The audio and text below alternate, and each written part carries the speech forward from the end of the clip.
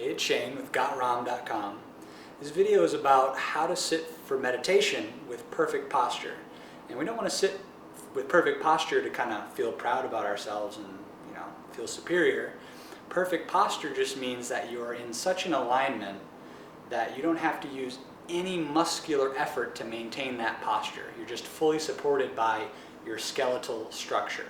So there's not one ideal meditation posture for everyone, but there are 5 key principles that almost any posture you take need to follow to be biomechanically optimal. So what are those 5 principles?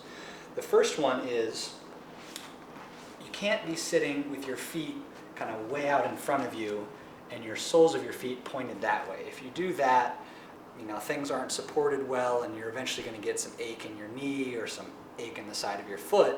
So the first thing you want to do is actually take the sole of your foot, turn it up to the sky, and pull it in as tight as you can. So I'm pulling it almost underneath myself if I can. I'm on some kind of an elevated surface. It's not important if it's a cushion or a specialized cushion or anything, just an elevated surface. Soles of the feet turn up, that's the first principle, and are tucked in close. And then I let this knee drop down to the ground.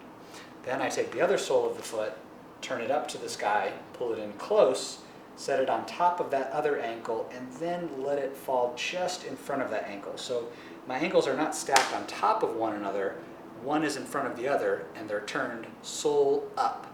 That allows for principle number 2, which is the knees have to fall lower than the hips. If you see these pictures of people meditating and they're sitting on some beautiful cliff and they're like this, that's not sustainable. Even this is not sustainable. The knees have to fall lower than the hips. Right now my hip joint is lower than my knee joint. I gotta have the opposite effect. So one is you gotta sit on an elevated surface. We turn the soles of the feet up, tuck it in close, soles of the feet up, tuck it in close, let the knees fall down, and then they become lower than the hips. When that happens, it automatically makes principle number 3 happen, which is my lumbar curve is neutral. And if you look from the side, you can see what I'm talking about. I've got this natural, gentle lumbar curve. It's not excessively arched because I'm pulling myself into that position trying to have good posture. And it's definitely not rounded like this where I'm slumped and then my upper back is going to start to get sore and my neck's going to start to get sore. It's perfectly kind of natural and neutral. And when that happens, when you have that natural, neutral lumbar curve, upstream of that, everything just kind of aligns really nicely. My shoulders naturally are open, which is principle number 4. My shoulders are naturally open, and my head is balanced softly on top of my skeleton, which is principle number 5. What you do with your hands is kind of dependent on the length of your arms. If you've got really short arms, you might have your hands here. If you've got a little bit longer arms, maybe you have your hands here. If you want to feel a little bit more grounded, your hands can go down. I prefer hands open like this because it biomechanically externally rotates the shoulder, which stabilizes the shoulder joint and opens the chest, which is principle number 4. So this is the position that I meditate in most of the time.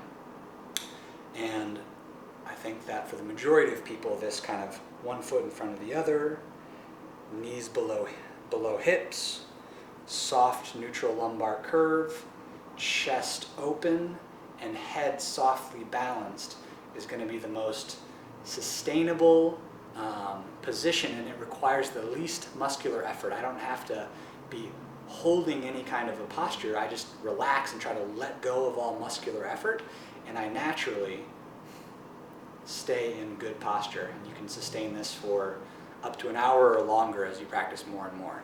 So the hand position can vary, but those 5 principles you should employ whether you're sitting in a chair, sitting half lotus, full lotus, or this position, which is often referred to as Burmese style or easy posture.